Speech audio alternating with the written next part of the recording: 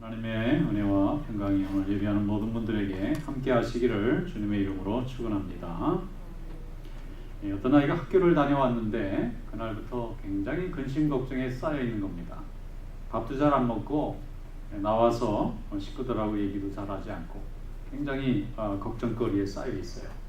하루도 이틀도 변화가 없고 식음을 전폐하고 아이가 지금 막 이 음식을 안 먹고 병이 납니다. 그래서 이제 어머니가 물어봤어요. 아이가 무슨 걱정이 있는 것 같아서 왜 이렇게 밥도 안 먹고 걱정을 하느냐 그랬더니 이 아이가 공부 시간에 배웠는데 지구에 다른 행성이 와서 충돌한다는 거예요. 행성 충돌론을 배운 거예요. 이래가지고 지구가 이제 곧 멸망할 거라고. 얼마나 이 아이가 걱정을 하는지 밥도 안 먹고 지구가 멸망하면 어떻게 도망가야 되는지 그것만 연구하고 있는 거예요. 그러니까 아무것도 못하는 거예요. 그래서 선생님에게 어머니가 얘기했어요. 이 아이가 우리 아이가 이 밥도 안 먹고 큰일 났다고 해결해 달라 하니까 선생님이 아이를 불렀지 않겠습니까? 그래서 얘야 그거는 나중에 일어나는 일이다. 천년 만년 후에 일어날지도 모르는 일인데 오늘 너는 공부 열심히 하고 네 일을 해야지. 이거 걱정한다고 지구가 충돌할 걸 안 충돌하고 뭐 달라지는 게 아니니까. 그래서 그 아이가 생각해 보니까 그런 거예요. 그래서 이제 염려를 내려놓고 이제 공부를 열심히 했다 그럽니다. 여러분 염려하게 되면요 사람이 생각이 붙잡힙니다. 다른 걸 생각할 여유가 없어지게 돼요. 그리고 행동도 제한이 됩니다. 그래서 이렇게 자유롭지 못하게 돼요. 염려라는 것은 정말 우리의 생각과 우리의 행동을 제한하기 때문에 여러분 모든 염려를 주님에게 맡기고 하나님께서 우리에게 주신 사명에 충실한 성도 되시기를 축원합니다. 어떤 분이 사업을 하는데 오후만 되면 정신이 없어요. 이분이. 차에 앉아 있어도 뭐 뒷골이 땡기는지 아무것도 못하고 그냥 이렇게 괴로워하는 거예요. 참 이상하시다. 왜 오전에는 쌩쌩하던 분이 오후만 되면 저렇게 기운을 잃어버리고 저렇게 스트레스를 받을까? 그랬더니 이분이 사업을 하시는데 그날 막아야 할 돈이 있어요. 매일 오는 거예요. 그게. 이건 직원들 월급도 줘야 돼요. 사업에 자금도 줘야 돼요. 또 모두 지불해야 되는데 그게 이제 마련이 안 되면 걱정을 하는 거예요. 또 오전에는 멀쩡하다가 이제 오후 4시에 은행이 문을 닫거든요. 그 전에 이걸 넣어놔야 되는데 안 그러면 구멍이 나니까 그냥 스트레스를 받고 날마다 누워있는 거예요. 오전에는 멀쩡하다 오후에는 정신을 잃어버리는 그러니까 얼마나 괴로운지 몰라요. 이분이. 날마다 근심이 떠나는 날이 없어요. 여러분 모든 근심은 우리의 생각과 마음을 스톱을 시키고 복장 못하게 만들고 우리 행동과 우리 인생도 자유롭지 못하게 만듭니다. 그런데 인간은 자유롭기가 참 어렵습니다. 염려를 벗어 던지고 온전히 마음의 평강을 누린다는 것이 굉장히 어려운 일이에요. 그런데도 오늘 예수님은 우리에게 염려를 내려놓고 오직 주님의 일에만 헌신하라고 말씀하고 있습니다. 노만 빈센트 필이라는 유명한 학자가 있는데 이 사람이 사람들이 염려하는 내용을 다 이렇게 연구를 하고 조사를 해보니까 사람이 하는 근심과 염려 중에 95%는 현실적으로 나타나지 않는 것을 고민한다고 해요. 그러니까 100가지 고민하는 중에 실제 일어나는 일은 5가지고 이 95가지는 거의 일어나지 않는 일 때문에 고민하고 있는 거예요. 그러니까 염려를 당겨서 몸 상하고 마음 상하고 인생이 아주 부자연스러워지는 거죠. 여러분 하나님 앞에 모든 것을 맡기는 성도 되시길 축원합니다. 아멘. 오늘 본문 말씀 마태복음 6장 25절로 27절 한번 열어보겠습니다. 우리 예수님께서 우리에게 염려 대신 기도하라고 하시는 명령이 여기 있어요. 다 같이 읽어보겠습니다. 25절 시작. 그러므로 내가 너에게 이르노니 목숨을 위하여 무엇을 먹을까 무엇을 마실까 몸을 위하여 무엇을 입을까 염려하지 말라. 목숨이 음식보다 중하지 아니하며 몸이 의복보다 중하지 아니하냐. 공중의 새를 보라. 심지도 않고 거두지도 않고 창고에 모아들이지도 아니하되 너희 하늘 아버지께서 기르시나니 너희는 이것들보다 귀하지 아니하냐. 너희 중에 누가 염려함으로 그 키를 한 자나 더할 수 있느냐. 아멘. 이 염려라는 것은 적당히 하면은 삶을 긴장시키고 열심히 일하는 에너지가 되기도 합니다. 너무 느슨해도 안 되겠지요. 좀 긴장하는 거 좋아요. 그런데 지나치게 근심하고 염려하면은 모든 걸 마비시킵니다. 정상적인 판단도 마비시키고 우리의 삶도 부자연스럽게 만들고 일단 인생을 부정적으로 삶을 부정적으로 보게 합니다. 부정적으로 보면 그게 또 마비가 되고 또 이게 전염이 됩니다. 집에 가장이 염려하면 그 염려가 아내에게, 자녀들에게 계속 영향을 미칩니다. 그래서 다 우울하고 어둡게 지내야만 됩니다. 그래서 자기 스스로 찾아오는 이 염려라고 하는 것을 이길 수 있는 능력이 있어야 다른 사람에게도 유익이 되고 내 인생에도 보탬이 되고 하나님께도 영광이 되는 줄로 믿습니다. 여러분, 염려를 늘 몰아내시기를 축원합니다. 염려라는 것은요, 사실 세상 끝날까지 짊어지고 가는 거예요. 염려 안 하고 사는 사람이 어디 있습니까? 오늘 내일 염려하죠. 또 다음 주에 있을 일도 염려가 되고 한 달 후도 그렇고 1년 후도 그렇고 10년 후는 정말 까마득합니다. 이걸 걱정으로 생각하면 끝이 없어요. 그런데 하나님이 우리에게 염려를 이길 수 있는 길을 주셨잖아요. 하나님을 믿고 하나님을 의지하고 하나님과 더욱 교제하면 우리의 염려는 우리 가운데 역사하지 못합니다. 힘을 잃어버립니다. 하나님께서 우리와 함께 하실 줄로 믿습니다. 창세기에 보면 아브라함은 본토 친척 아비집을 떠났습니다. 그 떠날 때에 이 사람이 염려할 것을 생각하면 100가지 염려가 있을 거예요. 정말 이게 바르게 가는 길일까? 가다가 도적을 만나면 어떡할까? 이 연약한 가족들을 데리고 가다가 잘못되면 어떻게 할까? 염려가 투성일 거예요. 그런데 아브라함은 염려 대신 하나님을 더욱 강하게 붙잡았습니다. 하나님이 나와 함께 하실 것을 믿었습니다. 그래서 그 염려 가운데 염려에 침몰되지 아니하고 도리어 믿음이 더 강해지는 쓰임받는 일꾼이 된 줄로 믿습니다. 아브라함 본토 친척 아비집이니까 우리로 말하면 이민 간 거나 마찬가지. 전혀 다른 곳에 자기를 알아주는 사람, 인정해주는 사람, 믿어주는 사람 아무도 없는 곳에서 오직 하나님만을 바라보고 그가 나아갈 때 하나님이 그를 지켜주신 줄로 믿습니다. 출애굽기에 보면 모세가 이스라엘 백성 300만 명을 데리고 출애굽했어요. 여러분, 한 사람이 먹는 것도 힘들고 한 가족이 먹는 것도 힘든데 한 민족이 매일 먹을 걸 염려한다 생각해보세요. 모세는 염려로 생각하면 하루도 마음 편할 날이 없었을 거예요. 자기 하나 믿고 따라온 이 300만 명이나 되는 사람들이 먹고 지내야 되는데 이 먹을 게 다 어디서 나올지 얼마나 염려가 됐겠어요. 그런데도 하나님이 함께 하실 걸 믿고 나갔더니 하나님이 만나도 주시고 메추라기도 주시고 샘을 터뜨려 물도 주시고 그들을 막아서는 대적들도 다 물리쳐 주시고 하나님이 그 백성을 가나안까지 인도해 주신 줄로 믿습니다. 하나님이 해결하시는 것입니다. 하나님이 먹이시고 입히시고 인도하십니다. 제일 어려웠던 사람은 아마 요셉일 것 같아요. 요셉은 형들에게 팔려서 노예로 팔려갔어요. 노예로 팔려갈 때 얼마나 무섭겠습니까? 이 사람들이 자기를 죽일지, 어디 무서운 데다가 붙잡아 놓을지, 자기 앞길을 알 수 없는 무서운 일을 지금 앞두고 있는데 요셉은 염려로 하면 아마 하루도 못 살 것 같아요. 그런데 염려하지 않았습니다. 하나님에게 맡겼습니다. 또 억울하게 죄수로 누명을 쓰고 깊은 감옥에 내려갈 때도 죽을 것 같은 고통 속에서도 요셉은 염려로 자기 시간을 허비하지 않았습니다. 그 가운데서도 열심히 기도했어요. 하나님의 뜻을 붙잡았습니다. 그는 하나님께 쓰임받고 총리로 수많은 사람들이 굶어 죽어갈 때 그들의 생명을 구하는 구원의 사명에 쓰임받은 줄로 믿습니다. 여러분, 인생은 항상 염려가 떠나지 않습니다. 우리가 숨 쉬는 것처럼, 우리가 매일 밥을 먹는 것처럼 우리도 염려를 날마다 합니다. 그런데 이 염려가 우리의 모든 인생을 끌고 가면 불행한 인생이 돼요. 그러나 하나님께 모든 염려를 맡기고 주님의 일에 기쁨을 가지면 우리는 행복하고 성공하고 축복받는 인생이 될 줄로 믿습니다. 어떤 한 집사님이 한국에서 고국에서 열심히 일을 했는데 사업을 하고는 길이 다 막혀버렸어요.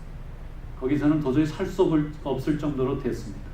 그래서 이 집사님이 고민하다가 이제 마지막 방법으로 가족을 데리고 미국으로 오기로 했어요. 이민을 가자. 아무도 아는 사람도 없고 믿어주는 사람 없지만 그래도 가자. 그 가족들을 데리고 낯선 땅에 도착했어요. 그런데 누가 아는 사람이 있습니까? 다 경계합니다. 이 사람이 믿을 만한 사람인지 아는 사람이 없어요. 믿어주는 사람도 없고 다 경계만 하니까 이 사람이 살 길이 없는 거예요. 그래서 더욱 낯선 땅이지만 하나님을 붙잡고 열심히 부부가 기도했어요. 그리고 기회가 주어지는 대로 열심히 일했습니다.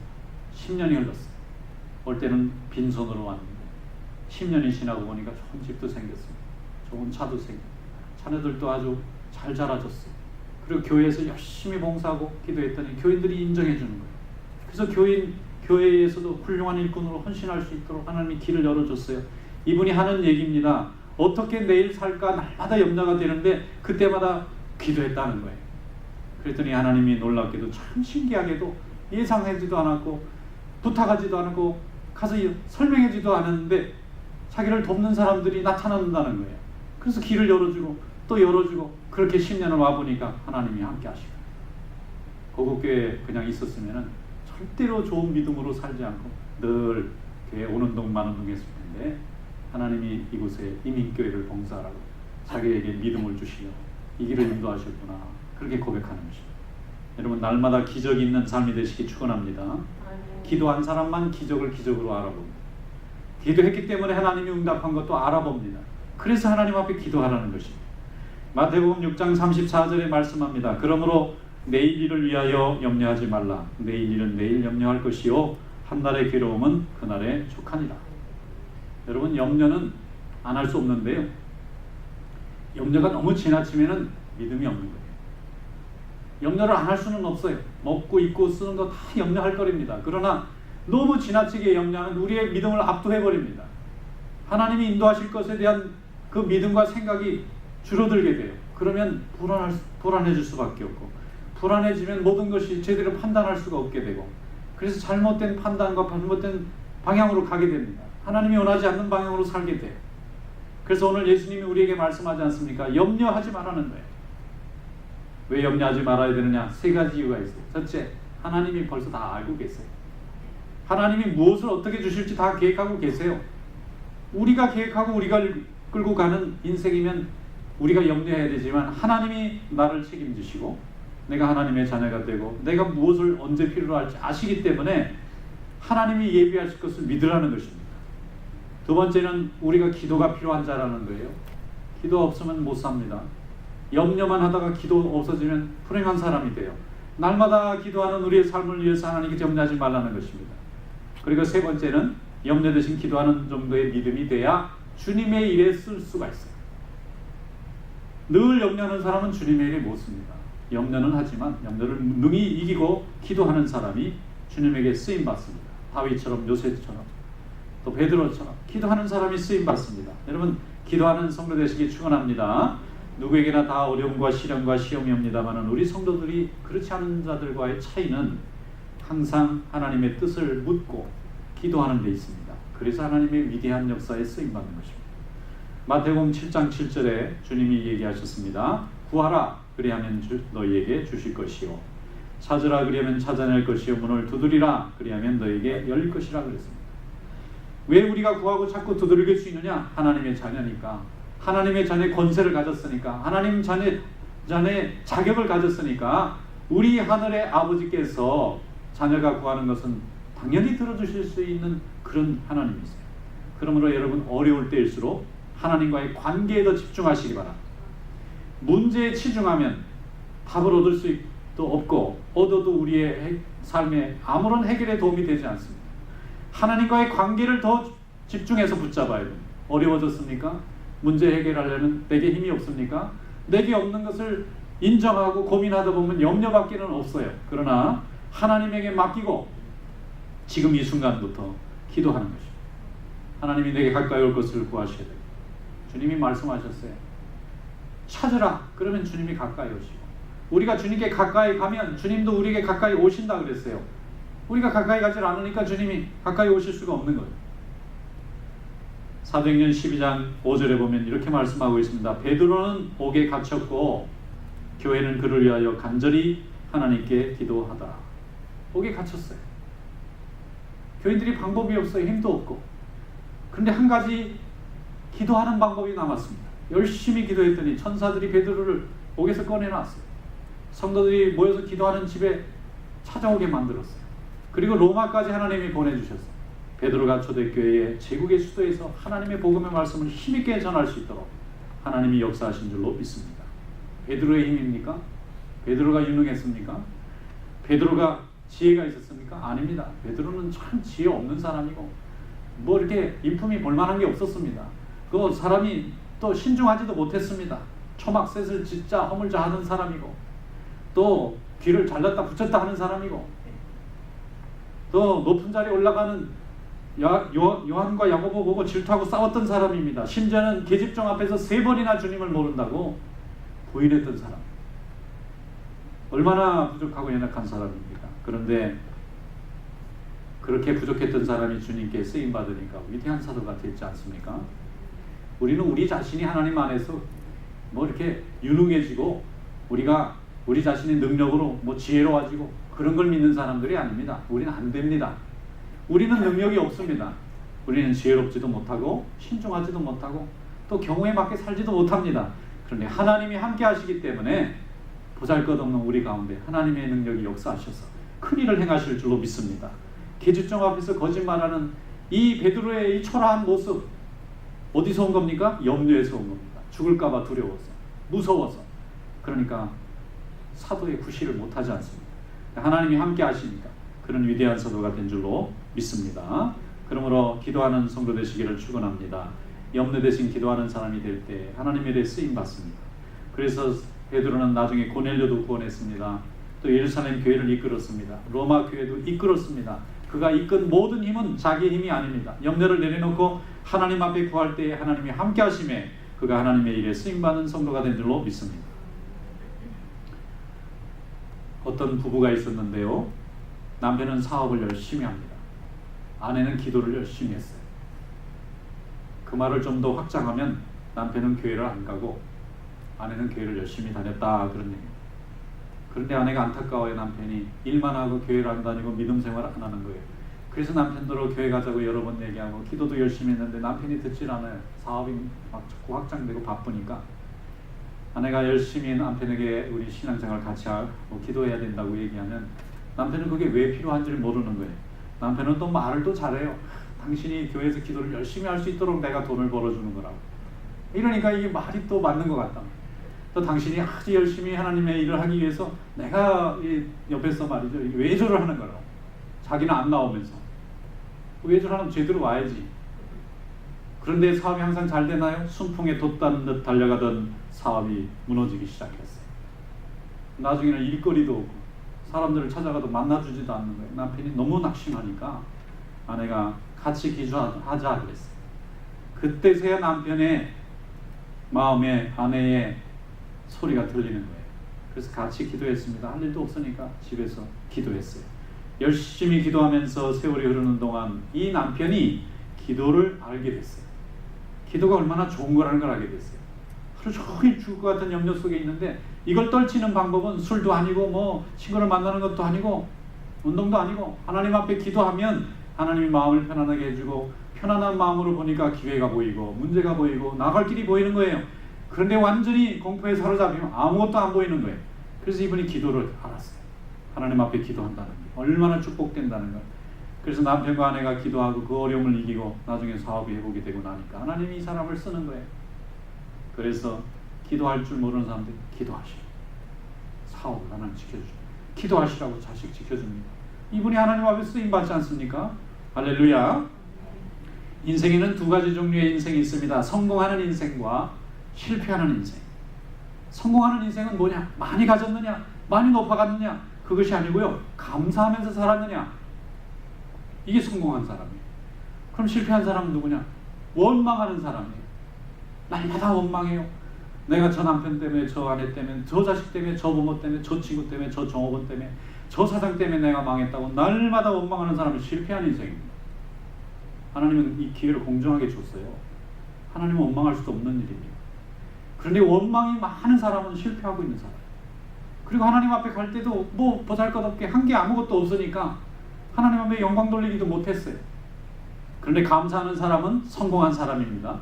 그가 어떤 지위에 있든지 성공한 것입니다. 대통령 자리에 올라가도 감사하면 성공한 사람이고요. 원망하면 실패한 사람이에요. 그러나 아주 낮은 자리에 있는 사람도 늘 감사하면 그 사람은 왕보다 더 높은 성공을 한 사람이에요. 근데 그 자리에 앉아서도 불평해요. 그러면 이 사람은 정말 실패한 사람이에요. 여러분, 감사하는 인생, 성공하는 인생 되시기를 축원합니다. 인생의 진정한 퀄리티는 그 사람의 소유와 지위에 있는 것이 아니고 그 사람의 존재와 하나님 앞에 믿음으로 얼마나 쓰임받았느냐 하는 데 있습니다. 마태복음 6장 33절에 말씀하기를 그런즉 너희는 먼저 그의 나라와 그의 의를 구하라. 그리하면 이 모든 것을 너희에게 더하시리라. 염려하지 않는 대신해야 할 사명이 있어요. 주님의 뜻을 따르는 것이죠. 기도하는 것입니다. 주님의 뜻을 알아보려면 방법이 없어요. 기도하는 수밖에. 하나님 왜 지금 이 현실이, 내가 어떻게 이 현실을, 무엇으로 어떻게 이 문제를 해결해 나가면 좋겠습니까 하고 물어야 하나님이 가르쳐 주시죠. 묻지 않는 자에게 어떻게 지혜가 있고 또 구하지 않는 자에게 어떻게 기회가 오겠습니까? 하나님 앞에 구하시기를 축원합니다. 그리고 구하거든 하나님의 영광을 위하여, 내 영광이 아니라, 세상의 영광이 아니라, 누구 다른 사람의 영광이 아니라 주님의 뜻이 이루어지고 예배에 드려지고 구원받아지고 세례받아지고 새롭게 하나님 앞에 돌아오는 믿음이 나타나는 방향을 향해서 우리가 헌신하는 것입니다. 그러면 하나님이 우리의 먹고 마시고 필요를 다 채워주실 줄로 믿습니다.